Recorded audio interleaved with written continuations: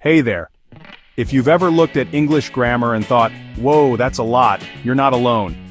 Today I'm breaking it down for you, step by step, so you can master the basics and boost your confidence the next time you write an essay or have a conversation in English. Let's start with the building blocks, parts of speech. Nouns are people, places, or things. Think dog, school, or happiness.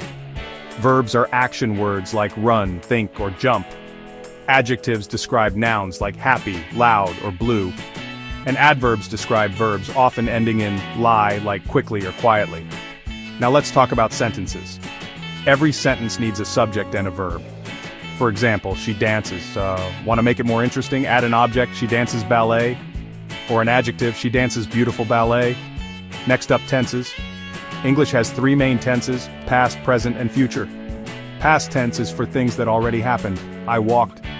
Present tense is for things happening now. I walk. And future tense is for things that will happen. I will walk. Remember, there are more complex forms like present continuous. I am walking. But if you know these basics, you're already ahead. Let's get into questions and negatives.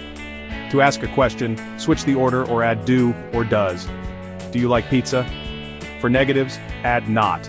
I do not like mushrooms. Now, prepositions. These are little words that show relationships, like in, on, and at.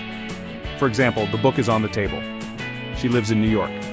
Just remember, prepositions can be tricky, so practice is key. How about conjunctions? Use and, but, and, or to connect ideas. I like pizza and pasta. I want cake, but I don't have any. Let's talk about pronouns. These replace nouns to make sentences smoother. He, she, they, it. Instead of Samantha loves Samantha's dog, you'd say, she loves her dog. Last tip, practice makes perfect. Read, write, and listen as much as you can. Don't be afraid to make mistakes, that's how you learn. So, next time someone asks if you know your grammar, you can say, absolutely. Keep practicing and English will get easier every day. Thanks for watching. See you next time.